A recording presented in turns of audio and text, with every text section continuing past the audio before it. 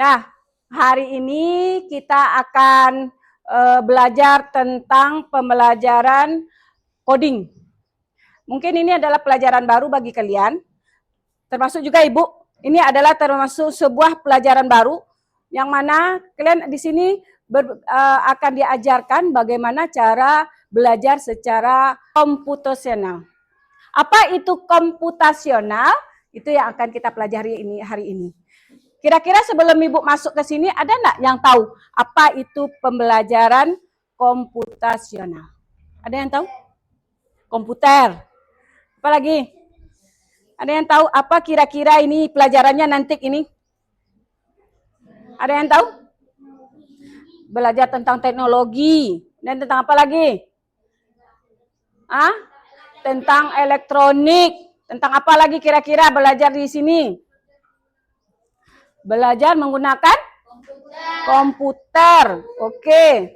Nah, jadi sebelum kita masuk ke pelajaran coding ini, kita harus tahu dulu bagaimana apa itu pembelajaran komputasional. Tapi sebelum masuk ke pelajaran kita ice breaking dulu ya. Kita ice breaking dulu. Boleh? Nah, silakan anak-anak Ibu kita ice breaking dulu tentang lagu Anak Indonesia Hebat. Silakan berdiri. Semua berdiri. Nah, 1, 2, 3. Pagi.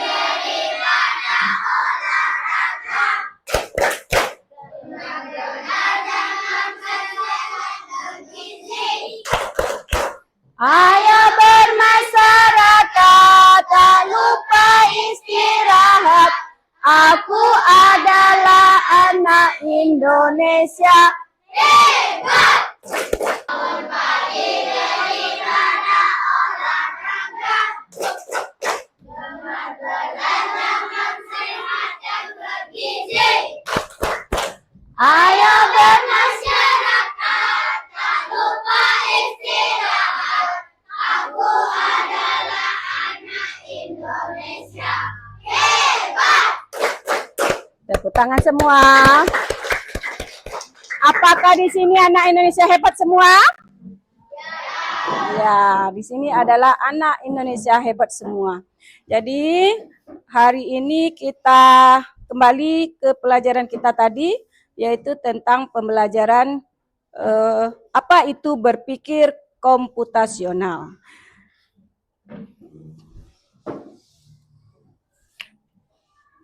Nah, jadi apa itu berpikir komputasional? Jadi di sini diarahkan kalian nanti bahwa pembelajaran ini bukan hanya belajar menggunakan komputer. Berpikir komputasional ini bukan berarti kalian harus menggunakan komputer, bukan. Yang mana berpikir komputasional itu adalah kemampuan berpikir yang dapat menyelesaikan masalah dengan menggunakan teknik komputer. Bukan komputer ya, dengan menggunakan teknik komputer. Kemudian, apa itu berpikir komputasional yang kedua? Kemampuan menyusun solusi atau masalah secara logis dan sistematik sehingga dapat diproses oleh manusia dan komputer.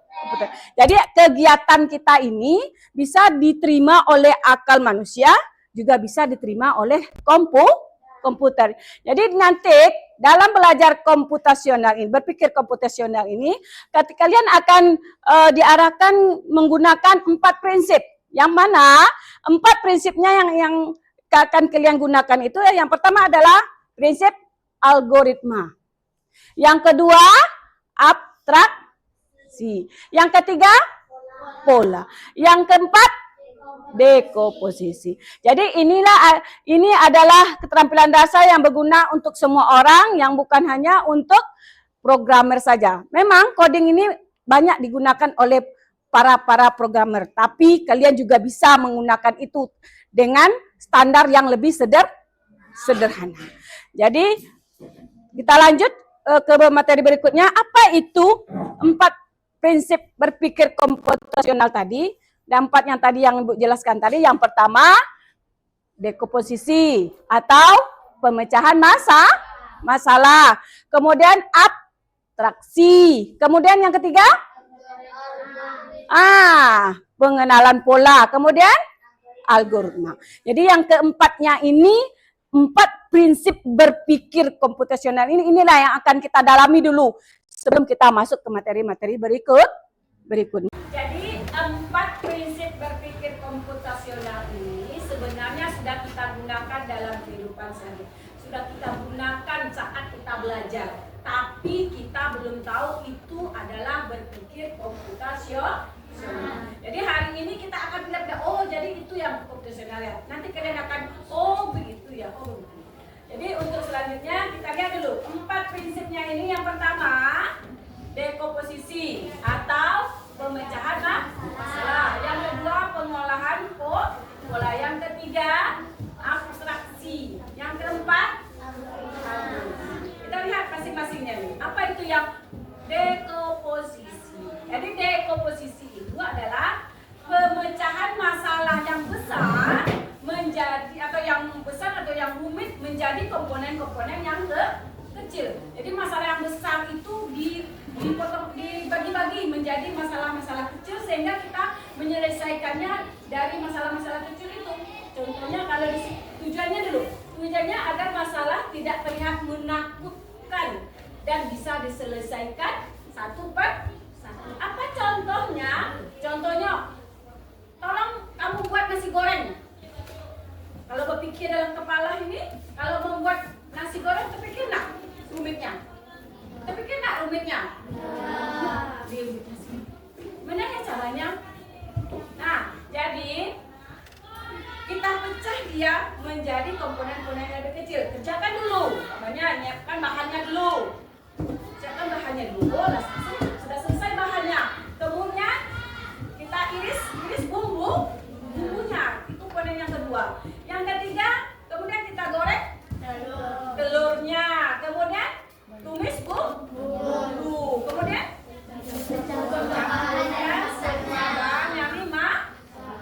jadilah ya. Itu namanya sudah dekomposisi. Kita telah melakukan prinsip dekomposisi. Jadi dari masalah yang besar itu kita potong-potong atau kita bagi-bagi menjadi masalah kecil sehingga kita mengerjakannya tidak lagi berat, tidak lagi menakutkan. Contoh lainnya nanti di sini. Kita umpamanya disuruh kamu jadi panitia pesta ulang tahun ya. Ditunjuk kamu jadi panitia sebuah pesta ulang tahun umpamanya oleh teman. Terbayang nggak bagaimana kerjanya? Sulit nggak rasanya? Takut nggak kamu bekerja sendiri? Jadi dari masalah besar itu kita bagi menjadi komponen-komponen yang lebih kecil supaya dia tidak menakutkan dan tidak menjadi kelihatan sulit dan rumit. Kita bagi dekomposisinya, memilih tempat lah dulu. Setelah memilih tempat apa lagi? Menentukan tema. Yang ketiga, mengundang teman. Yang keempat, yang mana-mana. Kemudian menentukan permainan apa yang akan kita. Kalau tersusun seperti ini, sulit nggak rasanya kita jadi panitia pesta ulang tahun? Akan terasa lebih mudah kalau seandainya kita telah susun komponen-komponen yang akan membentuk pesta tersebut terlaksana dengan baik. Inilah yang disebut dengan berpikir komputasional yang berprinsip dekomposisi. Selanjutnya, prinsip yang kedua yaitu pengenalan pola. Ini sudah kalian pelajari di kelas 5. Ada yang telah kalian pelajari di kelas 5. Ini kemampuan untuk mengidentifikasi kesamaan atau pola dalam berbagai masalah untuk menentukan solusi yang dapat diterapkan kembali. Tujuannya apa? Supaya peserta didik menemukan pola berbagai situasi agar dapat digunakan kembali. Pernah nggak kita belajar pola di kelas 5? Pernah nggak kita belajar pola di kelas 5? Pola apa? Pola angka dan pola gambar. Nih contohnya, pernah nggak belajar itu dulu? Coba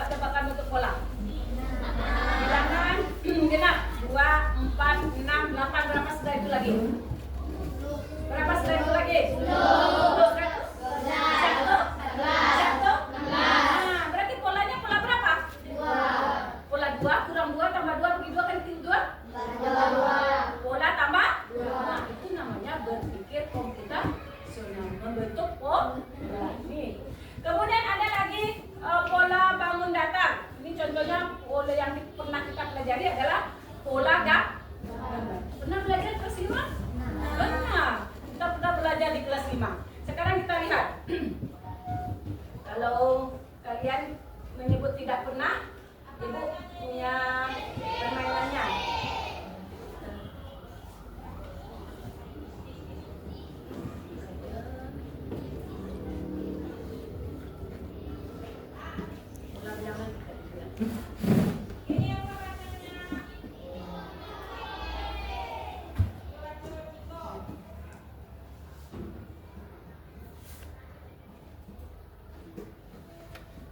Pola bilangan kita gunakan Waycron. Ini sudah kita gunakan dulu waktu di kelas 5 ya. Kita menggunakan pola bilangan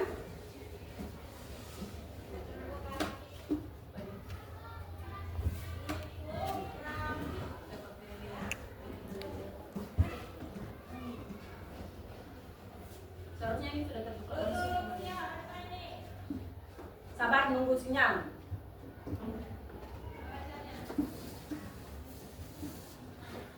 Kita jawab sama-sama saja. Kita jawab sama-sama. Nah, ini adalah salah satu contoh dari penggunaan pola bilangan ya.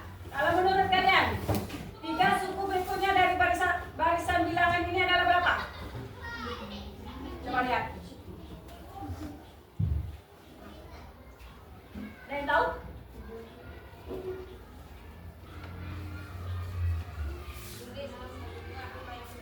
Ada yang tahu? Ada yang tahu? Ada yang tahu? Ada. Tak ada yang tahu? Ini adalah polanya. Coba lihat. Dari 5 ke 12 tambah berapa? 7. Dari 15 dari 12 ke 9? Tambah 7. Tambah 7 lagi. Tambah 7 lagi. Tambah 7 lagi. Berapa nih? 7. Mana yang betul? Mana yang betul? Mana yang betul? B. 20-nya? 40. Itu yang pertama ya. Untuk soal berikutnya Ibu tidak mau membantu lagi ya. Nah, nih. Coba lihat. 2, 5, 10, 17. Bagaimana polanya?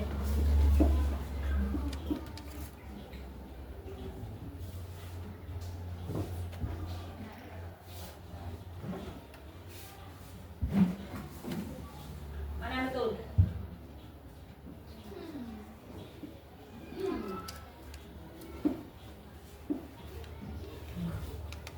Penambahannya bilangan ganjil. Bilangan ganjil 3, 5, 7, 9. Berapa lagi? Mana yang cocok? Mana yang cocok? 36 kan? Kita lihat dulu. Betul ke salah? Ya. Itulah yang berpikir komputer. Kita harus berpikir ini polanya berapa ya? Lihat perbedaan angkanya. Soal berikutnya.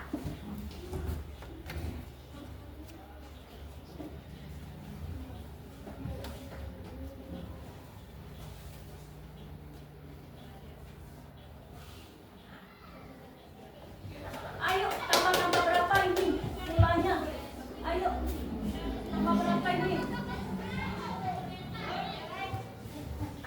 Ini yang komputer kepalanya ini cepat nih. Berapa? 13, 18. Kenapa? Ditambahkan sesuai dengan urutan angka.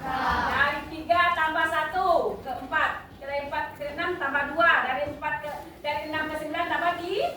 Jadi jawabannya mana? 13 dan 18. Betul. Lanjut. Soal ketiga. Ini agak besar. Berapa? 70. Nah, kemudian itu semakin sering kita mencoba, semakin mudah.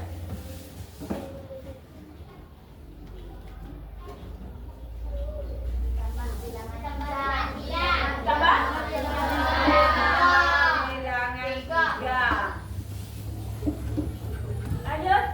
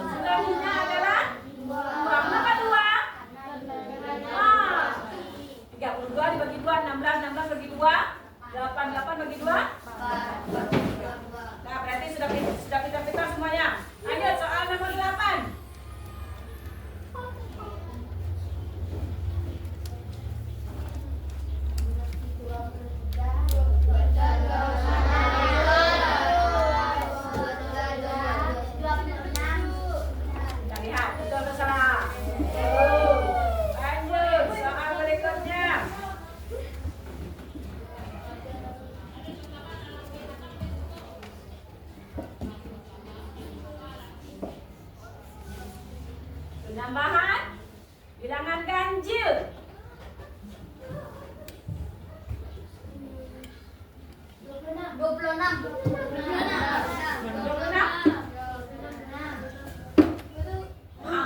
28, salah satu selokal-lokalnya. Terakhir. X, tentang X ini berapa? Barang pun. Berapa angkanya? Berapa angkanya di sana?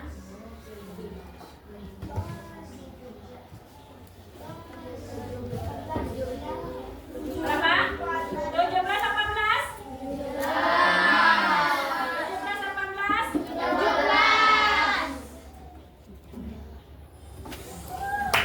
18? Inilah contohnya kita menggunakan prinsip komputasional. Ada satu lagi yang juga kita menggunakan prinsip ini. Contohnya seperti ini. Kita lihat yang pernah juga kita pelajari menggunakan prinsip komputasional.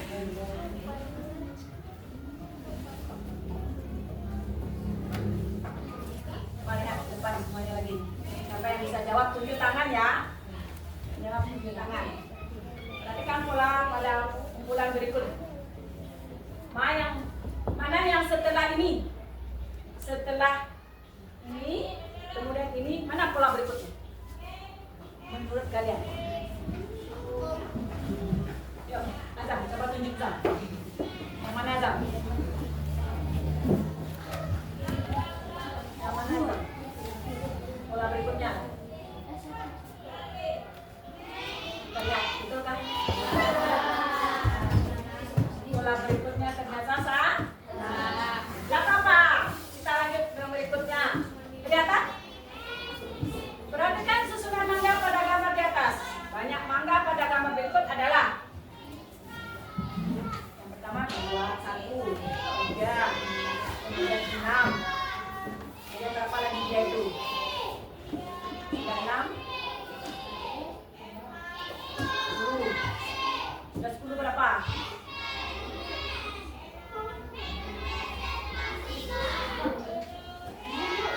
Yuk, ayo.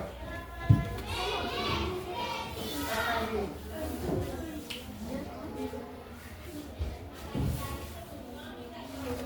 12. Ada yang setuju dengan Zio?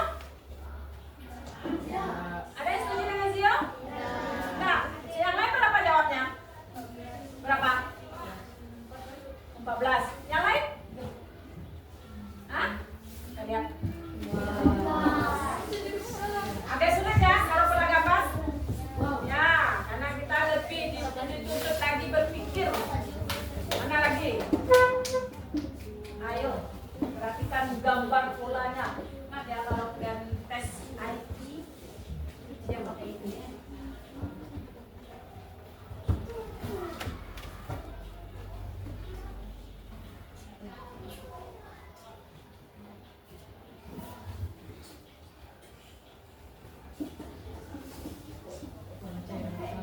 Ada? Berapa? Hah? Mana? Siapa yang bisa? Siapa yang bisa? Berapa? Ini yang terakhir berapa?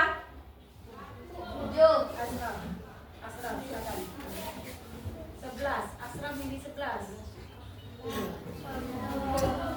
Tambah dulu. Tambah 2. Ini lagi. Terakhir. Belum. Ini nomor 4 ya. Tambah 3. 6. Sudah 6. Berapa lagi? 10. Lanjut berapa? Penyamaan berapa? 1, 2. Ibu Bansu itu penambahan urutan huruf itu berupa urutan angka. Bisa? Ya. Wes.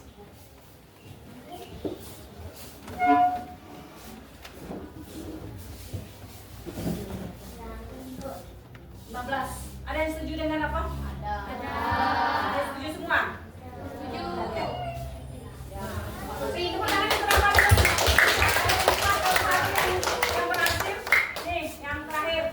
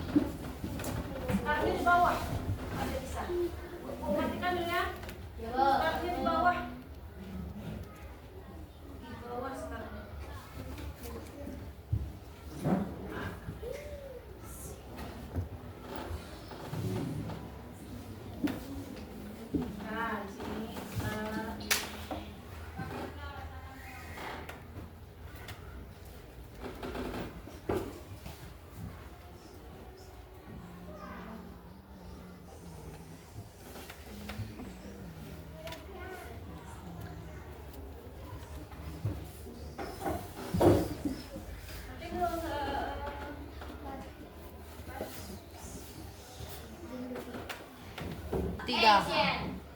Nah, ini kebetulan kemarin kita sudah dikerjakan juga, jadi agak rumit yang ini jadinya.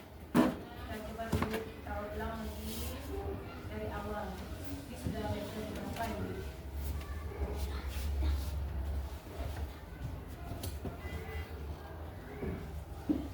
Nah, caranya kalian lihat pola ini. Nah, kita ada tanda tanya. Ini mobilnya belum bisa lewat kalau seandainya ini tidak kalian isi. Kira-kira isi dengan gambar yang mana yang di bawah ini? Bintang. Bintang. Betul kan bintang? Betul. Coba kita tarik bintang dulu, bisa enggak? Baru dia bisa lewat. Ini lagi. Setelah berapa dia? Tiga. Isi apa? Tiga. Tiga. Oke. Ibu nggak mau kerjakan lagi. Siapa yang mau kerjakan ke depan? Ayo, siapa yang mau kerjakan ke depan? Rio bisa? Ayo, ke depan, kerjakan sendiri. Level berikutnya.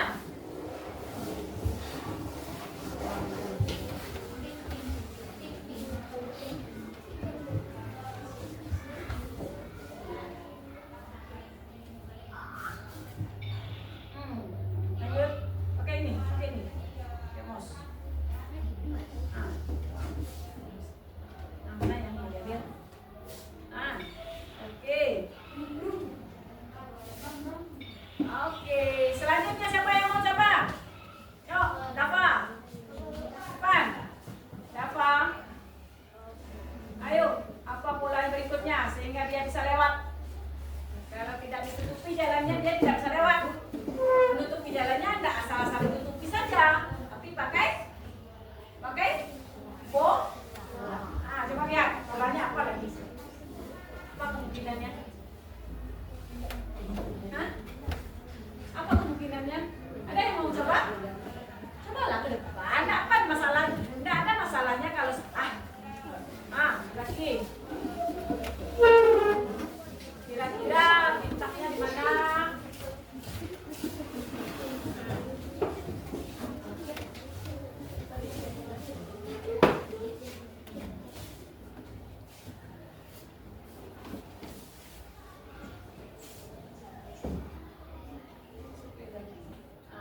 Kan.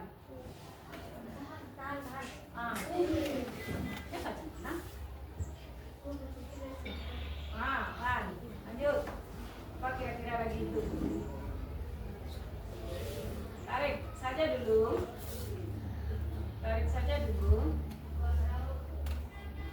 Kalau salah dia akan kembali ke bawah. Kalau salah itu tarik yang lain lagi. Lanjut. Apa lagi?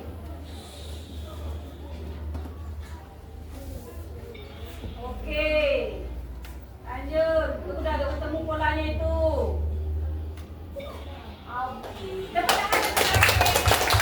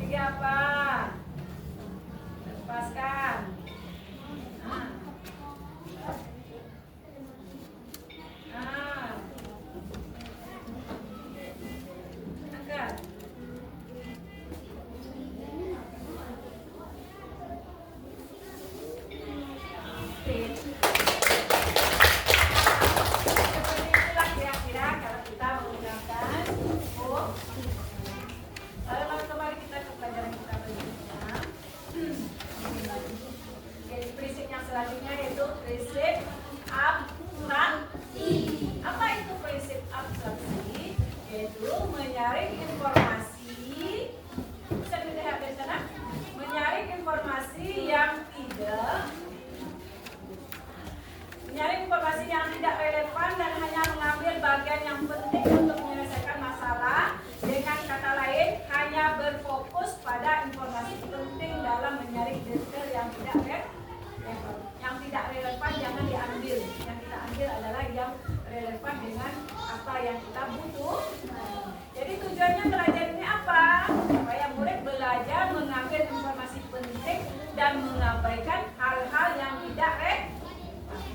Contohnya dalam kehidupan sehari-hari di sini saat mengendarai sepeda kita fokus pada cara mengayuh. Bagaimana kita mengayuh supaya bisa sampai, menjaga keseimbangan dan mengerem. Kita tidak perlu memikirkan bagaimana cara detailnya setiap gear atau bahan pembuatan ban dulu. Jadi saat kalian bersepeda ke sekolah ini, fokus kalian adalah jaga keseimbangan, ngayuh sepedanya. Kemudian kalau saatnya ngerem kita ngerem. Butuhkah kalian saat membawa sepeda itu dari rumah ke sekolah ini memikirkan berapa kali ya ban ini berputar? Dari apa ya ban ini ban sepeda saya ini dibuat? Perlu kira-kira kalian memikirkan itu? Jadi pikirkan apa yang menjadi fokus kalian dalam melakukan itu maksudnya ya. Jadi hal-hal yang tidak relevan jangan dipikir. Saat itu sekarang kita bawa sepeda ya, fokus saja bawa sepeda nih. Bagaimana mengayuhnya, bagaimana mengeremnya, bagaimana menjaga keseimbangan. Jangan pikirkan bagaimana kurang jari-jari ini dibuat seperti ini ya. Bagaimana ban ini mengapa dibuat bulat ya. Tidak perlu dipikir. Itu yang namanya berpikir Contohnya lagi, ini masalah nyata. Rute perjalanan dari rumah ke sekolah. Jadi kita fokus hanya fokus pada jalur utama dan tidak penting bukan sistem dan titik penting bukan semua detail jalan. Jadi saat kalian pergi dari rumah ke sekolah, umpamanya ada yang dari simpang puskesmas ke sini, apakah perlu pula kalian pikirkan ini jalan ini kalau sini nanti kalau sini perlu kalian pikirkan itu. Kalau di sini jalannya nanti ada macet di sini, perlu nggak dipikirkan seperti itu? Terus saja memikirkan rute yang akan kita jalan. Itu namanya berpikir, contoh berpikir abstrak. Lanjut algoritma. Nih, algoritma adalah yang prinsip ketiga ya, serangkaian langkah, instruksi ataupun prosedur yang sistematik untuk menyelesaikan suatu masalah. Ini algoritma ini adalah hasil akhir dari 3 pilar sebelumnya.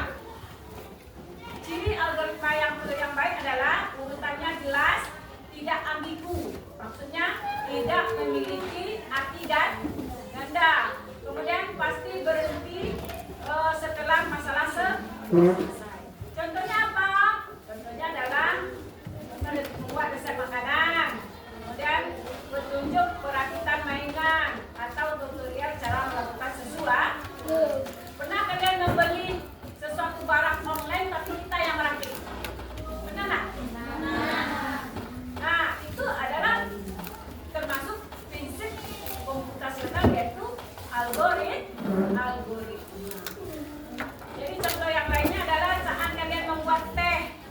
Contohnya ya, ini ada algoritma, ada susunannya. Yang pertama kalian membuat teh itu apa yang harus kalian lakukan dulu? Air. Kemudian? Masukkan teh ke gelas. Kemudian? Tuangkan air panas. Kemudian? Kemudian? Ada nggak yang membuatnya tidak seperti ini?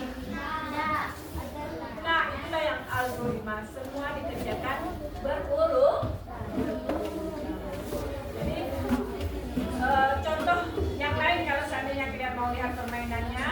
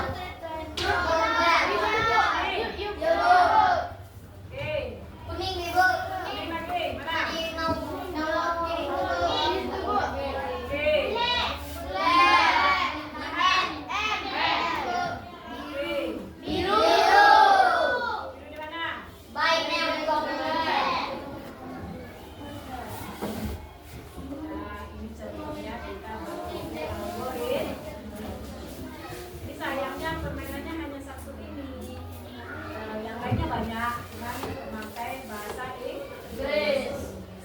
Nah, mari kita ke materi kita tadi. Selanjutnya yaitu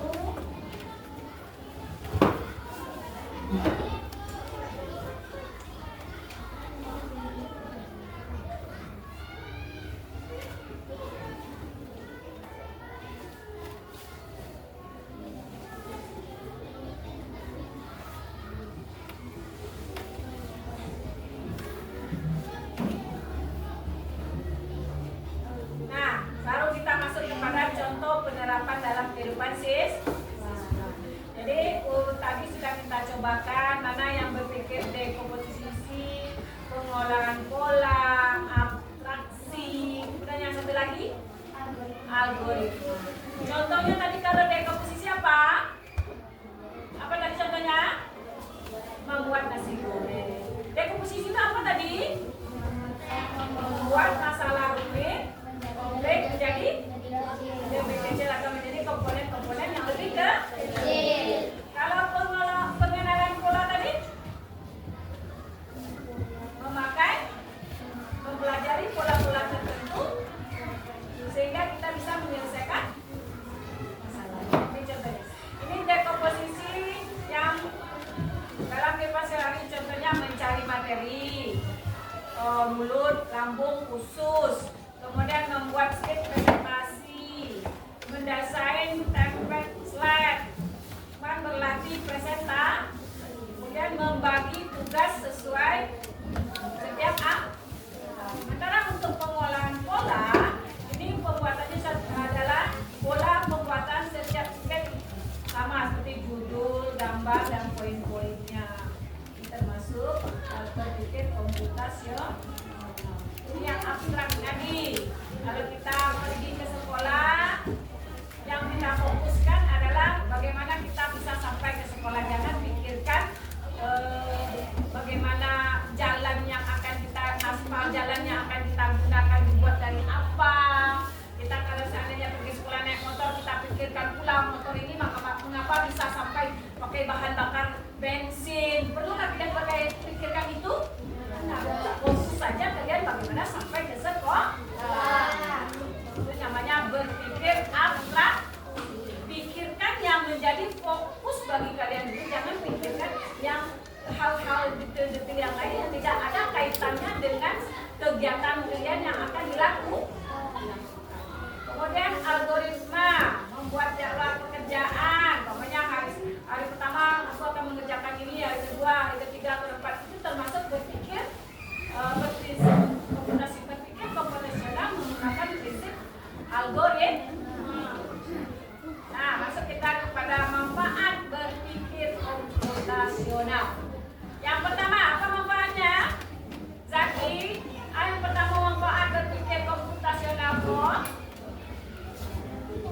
Melatih kemampuan berpikir logis dan terstruktur. Tahu maksudnya? Logis itu adalah berpikir masuk akal. Kalau bahasa Minangnya ya, apa yang kita lakukan itu bisa dicerna oleh pikiran kita. Kemudian terstruktur, maksudnya terstruktur ini ada tingkatan yang harus kita kerjakan, mana yang patut didahulukan, mana yang kemudian contohnya membuat teh. Kita membuat teh itu yang kita kerjakan dulu, air belum dimasak, kita sudah aduk-aduk teh dengan gula. Selesaikan kita membuat teh hari teh jadinya. Itu yang namanya berpikir terstruktur. Kemudian membantumu merencanakan sesuatu dengan lebih efektif dan efisien. Apa bedanya efektif dan efisien? Tahu? Efektif berarti sesuai dengan waktunya. Efisien tidak memakan waktu yang sesuai dengan apa yang kita rencanakan. Jangan sampai bertele-tele, jangan sampai molor-molor. Kemudian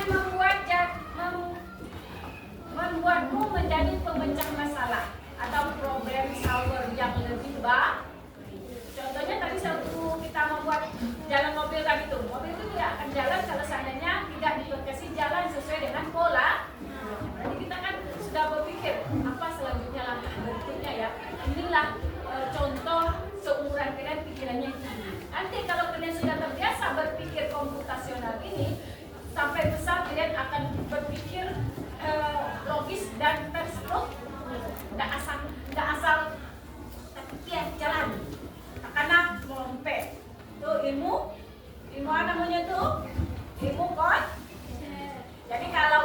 kalian berpikir menggunakan prinsip berpikir komputasional. Ini kalian akan berpikir mana yang harus didahulukan, mana yang harus dikerjakan dahulu. Kemudian meningkatkan kreativitas dalam mencari kemudian menjadi fondasi penting jika kamu tertarik pada bidang sains, teknologi, teknik, dan matematika di masa depan. Ada yang di antara kalian yang tertarik dengan dunia sains? Ada? Yang ada yang tertarik dengan matematika? Ada yang tertarik dengan teknik? Penting kalau seandainya kalian tertarik dengan itu, dalamilah bagaimana berpikir komputasional. Kalian akan bertemu dengan itu nanti. Kalian harus mengerjakan sesuatu itu harus sesuai dengan algoritma. Simpulan pelajaran kita hari ini. Siapa yang bisa menyimpulkan pelajaran kita hari ini? Apa kesimpulan pelajaran kita hari ini? Hah? Berpikir komputasional adalah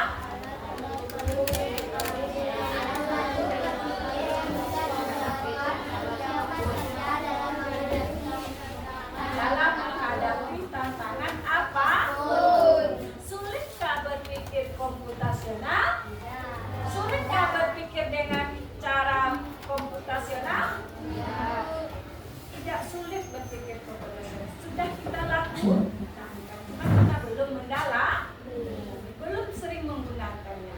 Jadi ini bukan hal baru, tapi sudah pernah kita lakukan. Jadi mana yang baik menurut kalian cara berpikir ini, tolong lakukan terus, latih terus diri kalian supaya besok kalian bisa mengejar cita-cita kalian menjadi seorang sainer atau seorang ilmuwan atau seorang teknisi yang nanti tidak akan terlepas dari cara berpikir komputasional. Nah, jadi ingat lagi sifat pilar berpikir komputer